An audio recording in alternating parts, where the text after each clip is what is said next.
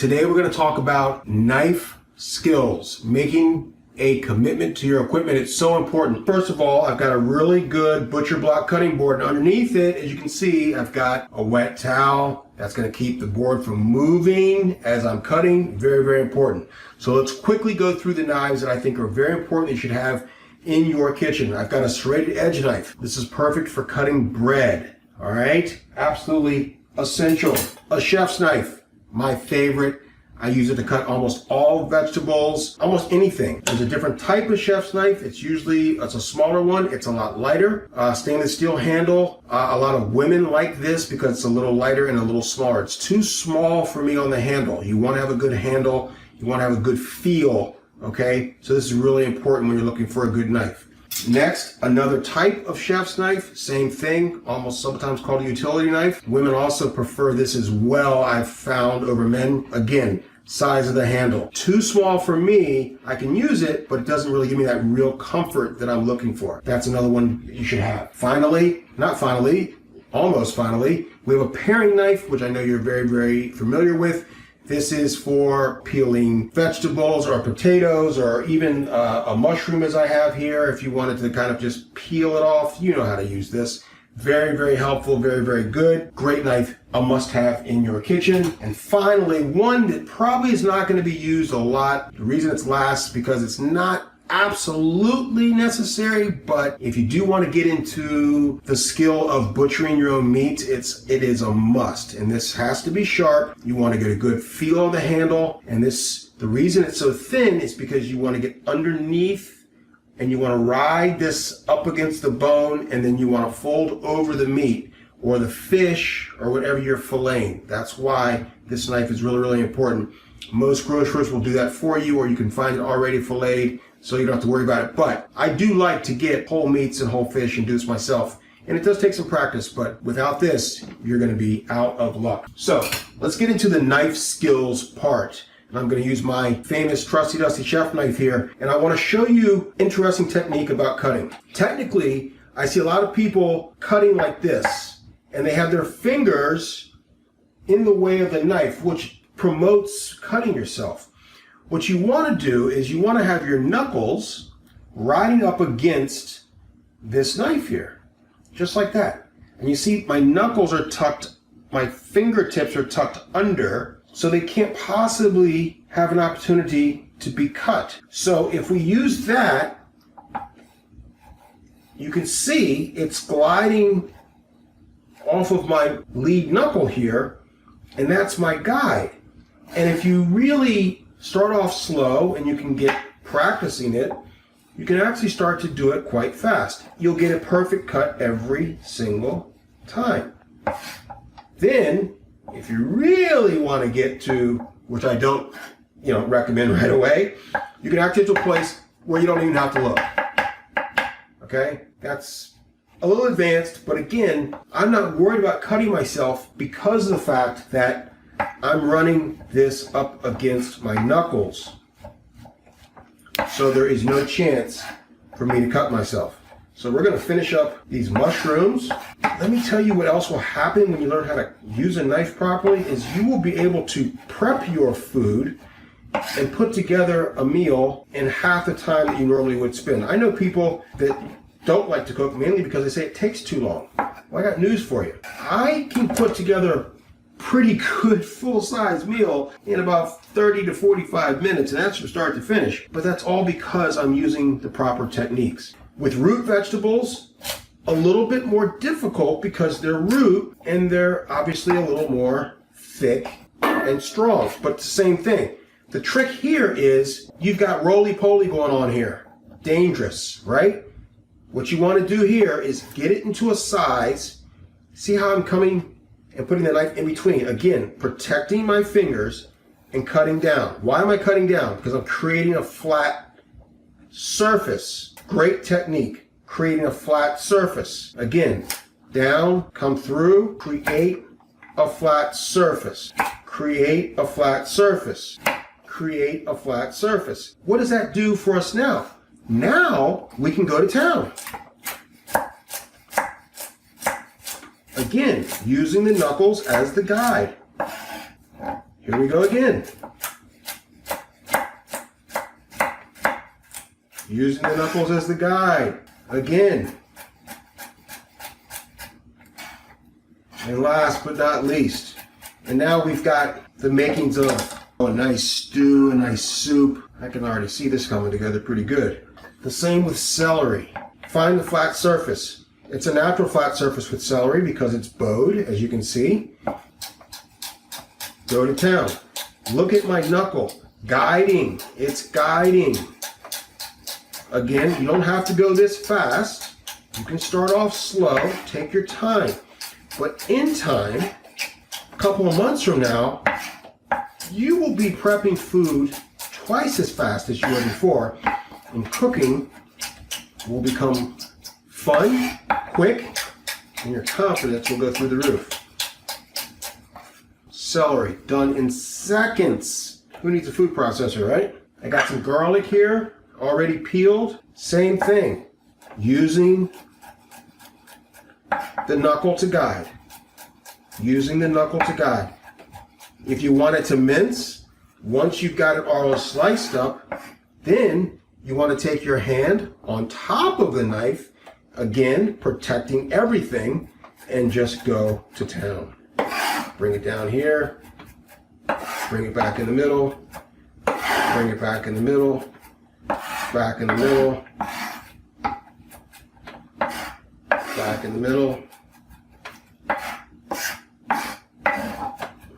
And now you've got fresh minced garlic. And then we're going to do a tomato. Some people would say, well, I want to use a serrated edge knife for this. You certainly could. If I was making a sandwich, I would use a serrated edge knife with this. Let me show you how that would work. What I would do is I would come down. Of course, that's the end piece. And then I would slice it straight down. If I were to use the chef's knife for this, I could certainly cut this. But if this tomato is just a little bit riper than I normally would like, it's going to smush it down. And there's a good chance I could cut myself because that knife could wobble over and then I'm in trouble. So we could use the serrated edge, get everything we need. This is why a variety of knives is important. Let's say we wanted to put this into our stew or into our soup. Now again, same process. Cut, cut, cut, turn, cut, cut, cut. Cut, cut, cut, turn, cut, cut. Cut, cut, cut, turn, cut, cut. Now we have fresh diced tomatoes. So there you have it. Raising your kitchen confidence, talking about the value of making a commitment to your equipment. Knife skills are so important. Practice, take your time, go slow. Look at what we did. You watched me. It's not that hard. It's simple. You can do this. The next one, you're going to be amazed. We're going to get into the cooking part. We're actually going to use some of this because that's not going to go to waste because that looks like a really good soup or stew or something.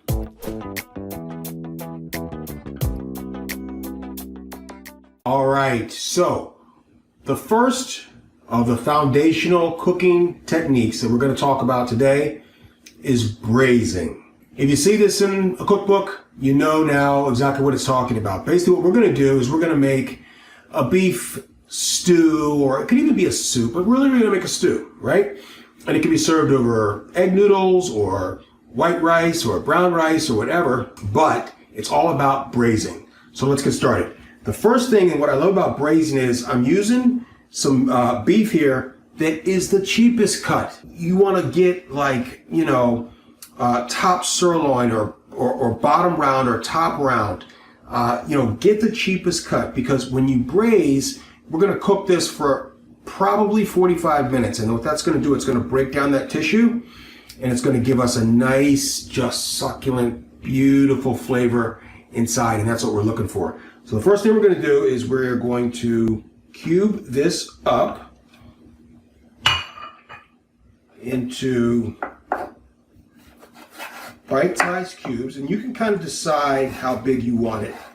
I kind of like the size of basically little chunks. So about 1-inch cubes, as you can see. All right. Now just getting started, I'm going to get my trusty dusty pan heating up.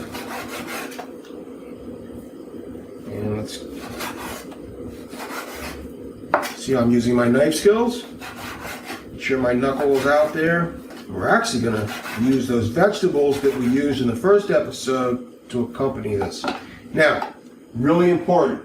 Anytime you see something that says seasoned to taste, or seasoned chicken, or seasoned beef, or seasoned fish, or whatever, it's really important that you know what that means. And it basically means salt and pepper. In particular, as it says in the book, kosher salt and black pepper. And if you want to use a pepper mill, fine. If not, I always have mine on the side here.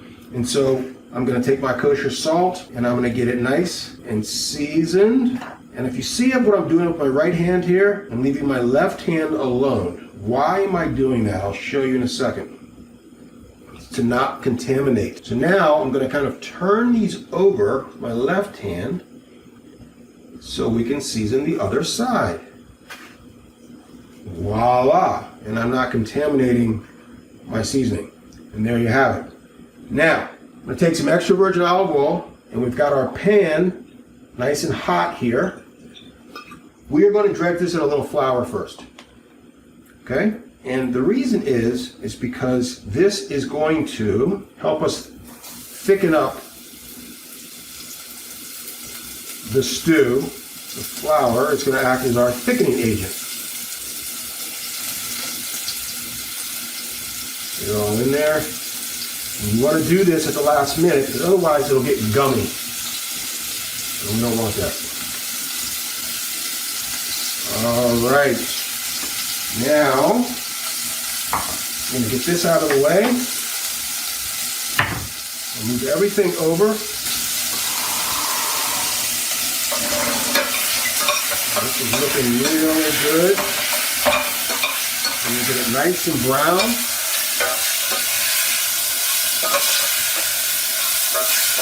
Add a little bit more olive oil in there. Again, never be afraid to do what your eyes and ears are telling you. I can see it was needed more liquid.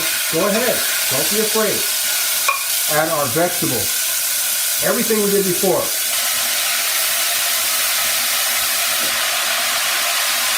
Beautiful.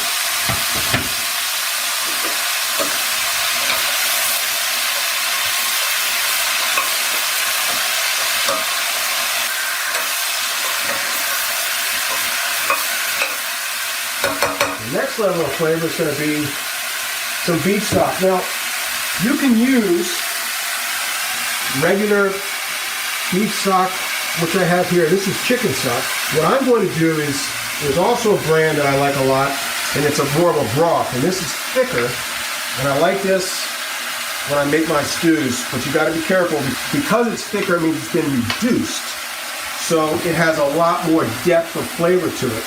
And then we're going to just water that down a little bit with adding some chicken stock. And some people will say that with the addition of chicken and beef stock, beef being the predominant,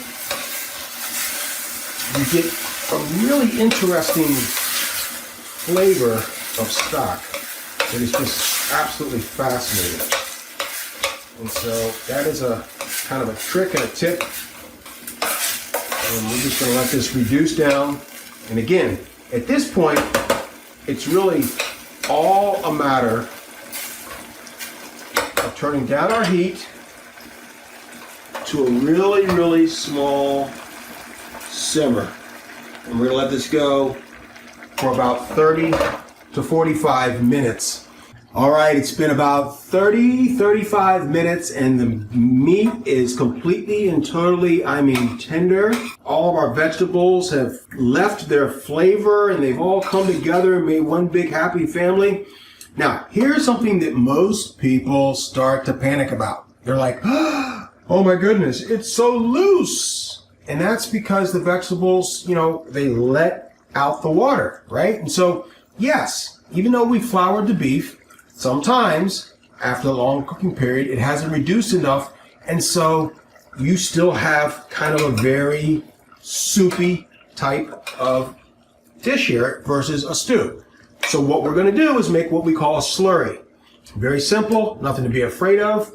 We're going to take a little cup here, 1 spoonful of cornstarch, and then I've got a little bit of water here. I'm going to add that to the cornstarch. And you want to make it to like the consistency of glue, just like so. Very simple.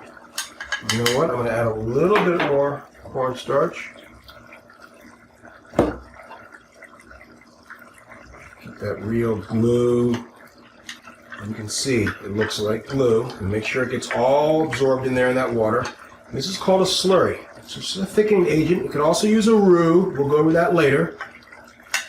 And now we will slowly incorporate this. Now, here's the thing. Before you add your slurry into the finished product here, make sure it's at a boil. If it's not, and it's not boiling, you won't know how thick it's getting as you're pouring this slurry in. We may not need all of this. So, we have to eyeball it, and so slowly add it right in the middle of the pan. And you will be able to see starting to thicken up. Look at that. Amazing. That's what we're talking about. And look, I still have a lot left, but I would not have known how much I needed unless that was at a boil. Now you can bring it down to a simmer, and just about another 5 or 10 minutes is all you're going to need at this point. Just let that slurry cook out just a little bit. Finished bowl here, and here we go. We can actually even just pour this in here, and that beef will melt in your mouth. And price-wise, I can tell you that beef was probably less than $4. Seriously. And then we'll take some fresh basil, place it right on top there, and there you have it. A beautiful stew that we made from chopping up our vegetables, or as the French would call it, mirepoix. We did it with using our proper knife technique. We got those done in that first video. Then we did the same technique with the knife with the beef. We sauteed that up. We added the vegetables. We used some beef broth. We added a little bit of chicken stock as well. That garlic and the mushrooms and the carrots and the celery all came together, and the tomatoes, and just made it delicious. Then we did 35 minutes to make that beef go from a very, very tough piece of meat to very tender. And now we've got a delicious dinner fit for a king. Now that's some kitchen confidence. This episode was all about braising. You too can start to braise and become an amazing cook.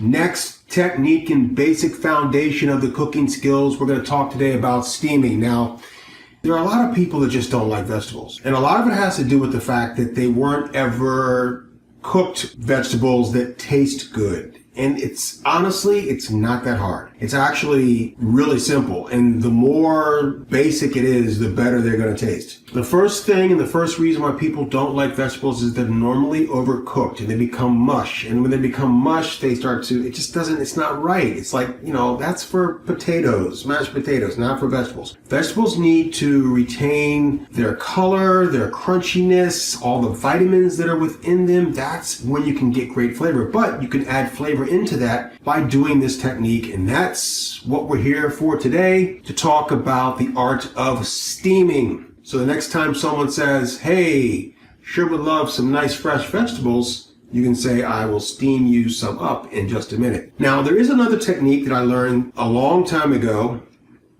and it's kind of what we're going to be doing today, and it's what we call steam saute. So what we're really going to do today is basically under the category of steaming, but it also can be used and called steam saute. And basically it's very simple. We are just going to get our burner going here, and we're going to hit it with some extra virgin olive oil to start, just a little bit to get it going. I've got some fresh veg here. I've got some broccoli, I've got some carrots, some yellow squash, some green beans, and this would be for 1 or 2 people. But if I, like I do, I cook a lot for myself, so this would be great for me because they'll be nice and fresh and wonderful. And you may say, well, the carrot and that yellow squash are going to be, undercooked. No, they're not. Trust me, they're going to be delicious, and that's the key. So, and what we're going to do is we're going to add some unsalted butter into the pan. Very simply. Now, in go our vegetables. Simple. Kosher salt. Black pepper. Chicken stock. Probably about 3 tablespoons. The liquid is what creates the steam. A little bit of lemon juice. A couple squeezes or a half a lemon if you have fresh lemon. Top. Place it on, let it sit, and let it roll. Now, while this is going, I'm going to find a nice plate to serve on here. Quite honestly, this whole process is probably going to take 5 to 7 minutes maximum, but I can already see that everything is coming together. And again, you have eaten raw carrots before, and you've eaten probably raw broccoli before. And so vegetables don't necessarily have to be just this overcooked mush. It doesn't have to be that way. And so this is why this technique is so incredible and so quick and so wonderful. So again, we are just about there, and I want you to be able to see, I'm going to turn off the burner. We're going to release the top here. The flavor that is inside of here is unbelievable. Get our serving platter up here. And you had friends over and they said, I just want some beautiful fresh vegetables today. Let me tell you, the steam saute method is the way to go. One of the things that I really recommend you do, the last minute, just go ahead and pour a little bit of that beautiful lemon. We've made a sauce now with that butter. Unbelievable. And there it is. Beautiful, easy, quick method of cooking. It's the steam saute method with fresh vegetables. We just use kosher salt, cracked black pepper, extra virgin olive oil, some unsalted butter, chicken stock. We covered it 5 to 7 minutes, relaxed, let it do its thing, serve it. I promise you, you will elevate your vegetable game to a level nobody will even recognize. Your kids, your grandkids' kids, your neighbors, and even strangers will be like, okay, what restaurant did I just walk into? Check it out. You're going to love it. Steaming. It's a must.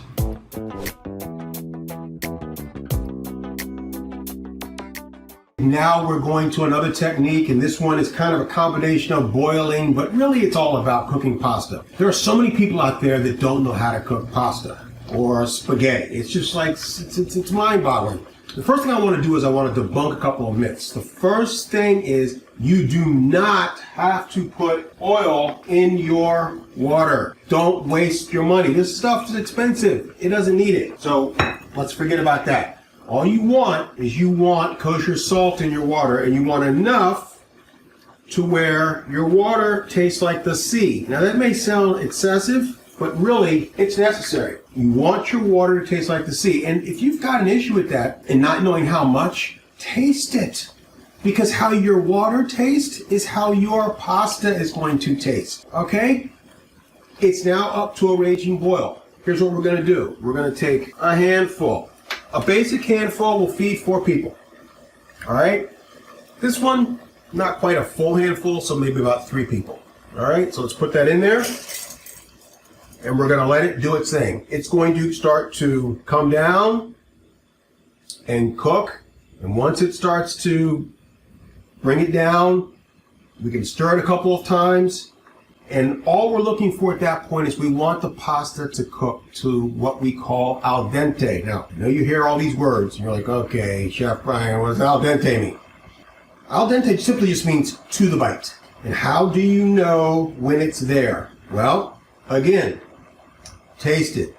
How do you taste it? Well, I will show you. It's basically just taking a strand out and putting it on a little plate and blowing on it and putting it in your mouth and tasting it, and you should be able to have not a crunch, but it should be soft but to the bite, and you will know. The reason for that is because when you dress your pasta with anything, it could be with just butter, it could be with extra virgin olive oil, it could be with vegetables, it could be with shrimp, it could be with anchovies, it could be with whatever. Whatever you're dressing it with won't get in and become one with the pasta if the pasta is overcooked and it's soggy. This is the biggest mistake a lot of, I will just gotta say it, a lot of Americans make, right? When I lived over in Italy, they got really in my face about this. You must cook it to the bite, so any condiment that you add to it after it's cooked will absorb into it because it's not fully cooked and it's going to still cook, which means all the flavor that you're introducing to it on the outside will now go on the inside, and your pasta comes together beautifully as one, which is what we want. We want that beautiful harmony of all of our flavors and deliciousness to become as one. And that, my friends, is what's going to separate you from being your basic raviolio, spaghettio can type of cook to the best pasta maker ever. So, here we go. As you can see, it's doing its thing, and we're gonna let it do its thing. This is probably gonna take about 8 to 12 minutes. We're just gonna watch it, and while it's doing that, I'm gonna take a quick little break and let you go get a cup of coffee or a glass of vino or a cookie, or whatever you want to do. And I promise, by the time I turn back around, I'm going to show you how to taste your al dente pasta, and then I'm going to show you what we're going to do with it, and how simple we're going to make this to be the most delicious and simple, quick lunch, early dinner, late dinner, what have you, to be fantastic. Stay right there. You see? I cannot tell a lie. Come on back into this kitchen. It's not too hot. See what I did there? In the kitchen? Get out? No. Come on in, right? The pasta. It is now about 10 minutes in. I have asbestos hands because I've been cooking for 35 years, so I could probably take a piece of this to test it and put it in my hand. But I'm gonna be nice and put it on a little plate here. And this is what you do. And then you just take it, blow on it if you want, and you go like this. In the comfort of your own home. And you go, I still taste the bite. It's not mushy. It's still holding its firm. That's al dente. Perfect. Now we can get down to business. Here's what we're going to do. Real quickly, watch this. Let's get our burner going. Large chicken fryer. We have other uses for this coming up in the future. But this one I love because when my kids call sometimes and say, Dad, we need something to eat, and I'm looking around going, oh, what am I going to make them? Pasta's always the answer because it will fill them up, and it's cheap, and it can be done quickly. Because like when they say they're on their way, that means like they're knocking on the door or basically walking in the door. So I got to get busy, right? So I get the chicken fryer on the pan, get it going, get it hot. We get a little bit of extra virgin olive oil in it, like so. Now, garlic paste, or you can take some fresh garlic, chop it up like we did in the first video. Whatever is your fancy. We're going to take some tomato paste. Let me tell you folks, I talked about this before and I can't say it enough. No one uses a whole can of tomato paste unless you're making a big pot of chili or something like that, but what are the chances of that? You normally end up throwing the whole thing out. Even the small ones, you don't use that much. This is the greatest invention since, I don't know, barbecue sauce or ketchup, as far as I'm concerned. It's a toothpaste tube of tomato paste. You don't gotta worry about can opening up or taking a fork or spoon in it. No. You just take it, you squeeze it out just like so. And the reason I am putting it in with the olive oil is what is going to happen is the magic of food science. By actually cooking this around that tomato paste and the garlic together, it's going to change the flavor of just natural tomato paste, okay? Some of the natural sugar is going to start to come out more. It's going to mix in with that garlic. This will be fantastic. We're going to add some chicken stock. About a half a cup. Simple. Anything there, get it going. I'm going to add just a little bit more stock. So we're maybe at a 3/4 of a cup. Perfect. You got to be ready and be set here. We're going to add half a lemon or a couple squeezes of the lemon juice. Very, very simple, very easy. Now, we take our pasta. We drain it. Get as much water out as possible. We put it into our pan. Put this over here. Now, fresh cracked black pepper. Maybe just a tad of salt. Just a tad. Some fresh unsalted butter. Gotta have it. Let's mix together. Move this over so I can get into the camera more. Let's mix together. Mix together. You won't believe. I mean, I know this looks like, oh, well, you know, doesn't it need shrimp or chicken? Sure, you could do anything in this. But I am telling you, sometimes, again, not to keep talking about my time overseas in Italy, but some of the most amazing dishes were the ones that were the simplest. I mean, like just 3 ingredients. And that's pretty much what we're doing here. Mix it around, get it all, get that harmony going. Now, last but not least, as my good friend, well, he's not a friend, but he's someone I highly admire. I turned off the burner here so the heat's off. The undisputed king of cheeses, as he calls them. This is the Parmigiano Reggiano, and it is the most delicious cheese. Please, please, please, please, please do not buy that green can. So like I said, don't use the green can. We're going to use the undisputed king of cheese. And look at this. Look at how that is floating off.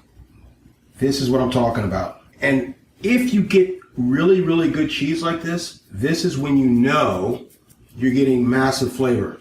So we're going to now bring this all together. Last but not least, we're going to take some fresh basil and we're going to tear it because the perfume we want to stay in and add to this. I'm going to add a little bit more. Can't get enough. Like so. Oh man. And just for good measure, I want to add some chili flakes because that's what it's all about. And boom. Let's bring it all in and it's time to serve.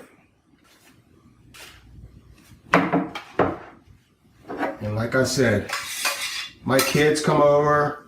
You have people that are in the neighborhood that want to pop in and they're saying, I'm starving, or you just think that they're hungry and you need to feed them. You can't go wrong. A little pasta al dente, unbelievable. We're going to finish it off with just a little bit more of the cheese on top, like so. You put that in the middle of a table with 4 or 5 or 6 plates. Man, oh man, you are in heaven. A little bit of extra virgin olive oil just on the top. This adds some amazing flavor and aroma. Really good olive oil, and you are set. Pasta, steamed perfectly, al dente, finished. Fresh basil, tomato paste, garlic paste. We had a little red chili, Parmigiano Reggiano, little chicken stock. Brought it all together. Unbelievable meal.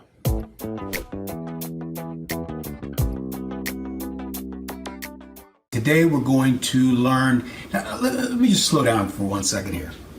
You know how you go to your favorite steak restaurant and they bring you this amazing steak, right? New York strip, right? And it's got these grill marks on there. I mean, and it just looks so professional and so amazing, and you're saying to yourself, how, you know, because our eyes, you know, we eat with our eyes, right?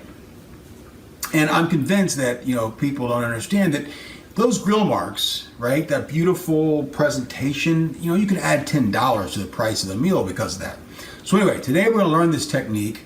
We're going to use one of my favorite grill pans. It's cast iron, okay? And what I love about this pan is it can go into the oven up to 600, almost 700 degrees, and it'll last you forever and ever and ever, right? So let's get started. We today are going to use a New York strip steak. All right, look at that. Just take a look at that. All right, so let's get started. We're gonna fire up our little stove here that we've got going. And while this is starting to heat up, what I want to talk to you about is when you buy a New York strip, one of the things that separates a lot of home cooks from professional chefs is that most of the time, almost all the time in a professional kitchen, we're cutting our own meat, okay?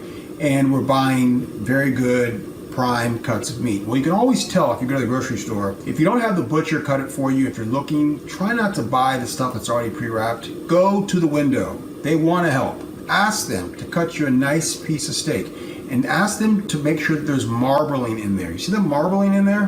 That's when you know you need that fat, all right? That's where your flavor is stored. So you want to see those white marbling. I know a lot of people think, oh, the redder the better, you know, straight across red. No. You want to see that fat in there. That's really, really important, all right? Now, crazy enough, all we're going to do to this piece of meat is kosher salt and cracked black pepper, all right? And we're gonna create a little natural juice from the flavors, but what we're gonna learn here, the technique we're gonna learn here is how to make those gorgeous marks and how to get that presentation just perfect, all right? So we're gonna start with extra virgin olive oil. We're gonna pour it into our grill pan here, all right? And make sure that gets all nice and around there. And you want to get this good and hot. The only thing I was going to do before, we are going to put this whole pan in the oven for about 7 to 10 minutes. I like my steak medium rare. Medium rare to medium, that's what most people are kind of into. This is perfect. 7 to 10 minutes will get you there. We're going to add a little bit of unsalted whole butter right at the very end of cooking process. But to start, like I mentioned to you before, to get those beautiful marks, we're going to use a clock system, all right? So the first thing we're going to do is we're going to season our steak, all right? So we are going to season it with salt and cracked black pepper. That's kosher salt and cracked black pepper on one side, and then turn it over, and then kosher salt and cracked black pepper on the other side, and we're ready to go. Now, we're going to use a clock method, like I said. So what it is that we've got a head and a tail. We've got the tail. We're going to go 11 o'clock to 5 o'clock. All right? Let's do the head at 11 and the tail at 5. We'll lay it right down. I'm going to let that just do its business, right? We don't want to bother it. We need to trust the cooking process here. Because when you trust it, that's your kitchen confidence. When you start to understand that it'll be just fine. Just let it be. Don't be checking it and moving it and switching it around, and just let it be. And this, as you may know, is what we're going to call, it's called searing. What we're doing is we're searing this, and we're locking in those juices. We're locking in that flavor because the high heat is allowing us to lock in, and that fat is expanding out into the meat. That marbling, which is going to give us this delicious flavor. All right? So, now we'll take our trusty tongs we talked about in the Kitchen Confidence book, and we're going to turn this, okay, not over, we're just going to move it and make it 1 o'clock to 7 o'clock. Okay? Very simple. And again, leave it alone. Let it do its work. It's going to be just fine. You got this. All right? Just let it do its work. Patience is really what this is all about. But you've got to trust yourself, and you've got to trust exactly what you're doing. And if you do this, I promise you, you're going to have an amazing tasting steak. And again, this is still locking in that fat, right? The marbling is coming in, and it's bringing in, and the searing is locking it in. So when we cut into it, it's just going to be the juiciest piece of meat that you've ever had. All right, so now it's time to flip it over. And I'm going to show you what we have as we flip it over. You can already see it. Look at those marks. Huh? You recognize that? You recognize that? Huh? Yeah. That's how they do it. Pretty good, huh? You now can do this too. Just use the clock method, right? We started off when we did 11 o'clock to 5 o'clock, then we moved it and we did 1 o'clock to 7 o'clock. We let that sear. Now the only thing we're going to do now is we're going to turn off our burner. We're going to add our butter, and I've got about a tablespoon. And we're going to go right into the oven for 7 to 10 minutes. Here we go. All right, so now we have taken our steak out of the oven. It was in for about 7 to 10 minutes, and what I've done now is I've taken it out and I've let it rest. Now this is a really important thing, and it's a big mistake that a lot of home cooks make, is they don't let their meat rest once it's removed from the heat. You want to let, because what happens is heat creates a reaction, right? It shocks the meat, right? That's what the heat does. Once it is out of the heat, you want all the juices to come back in, and so you need to let it just rest just for a couple minutes. Let all those juices come back in. If you were to take it directly from the oven and just start slicing it and cutting it, you're gonna have an avalanche of all your goodness gonna come out. And that's what you don't want. You want that to go in your body and have that deliciousness instead of pouring out all over your plate. So just let it set just for a couple minutes like we've done here. And we've got a beautiful plate here. And again, look at that. That just looks unbelievable. I mean, that's restaurant quality. That's 5 stars. That's what we do here, right? Kitchen confidence, what it's all about. So we're gonna place it on our plate here. So nice, look at that. I mean, look at that. So I think the only thing left is we gotta give this a try, don't we? Let's give it a shot. Let's check this bad boy out, because I know we got some good stuff going on here. And like I said, it's so simple, it's so easy to do. Just be patient with it. Now this is 7 to 10 minutes in the oven, and I want to show you what we have on the inside here so you can see the beautiful medium rare to medium. Perfect, right? Okay. The oven was on 400 to 50 degrees, by the way. Let's just give this a shot. Remember, this was just kosher salt and black pepper, and then a little bit of unsalted butter at the end. Doesn't take much. Simplicity.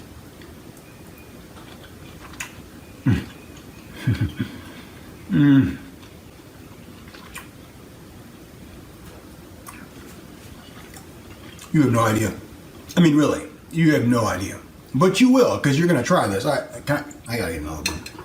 I know I do this all the time, but this is pretty spectacular, if I say so myself. I mean, look at that. Look at that. Just look at that. It is seasoned perfectly. And again, it was so simple. It was just kosher salt, black pepper. We used the clock method to get our beautiful marks on here, that professional quality. We started off and went head to tail from 11 o'clock to 5 o'clock. Then we went and turned it to 1 o'clock to 7 o'clock, another 3 minutes.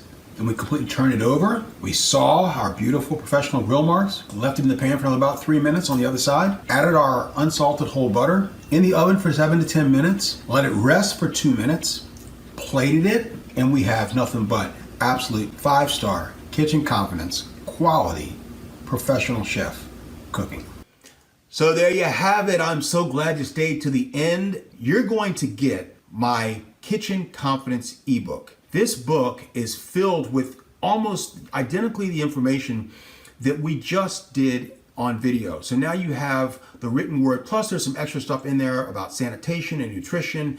It's over 50 pages. It's a great tool to keep with you at all times. You're gonna love it. Now, before I go, first of all, I wanna thank you again for participating, but I could not leave without introducing you to my latest offer, which is my new cookbook. Over the years, people have been asking me, Chef Brian, when are you gonna put out a cookbook? Well, it's here. Today's the day. I want you to have my new cookbook titled, That Smells Delicious. It's a combination of all of my years in this industry of recipes that actually work. You got that right. Recipes that actually work. Now, here's the thing. If you take all the techniques and all of the things that you just learned in the presentation and you apply them to the recipes in this cookbook, you're really going to have a 1-2 punch to create some amazing meals. So you can pick up the cookbook today. It's over 70 recipes that actually work. And it's titled That Smells Delicious. Now, you can get the soft cover, can be at your front door within about 2 weeks, or you can download right now and get it instantly.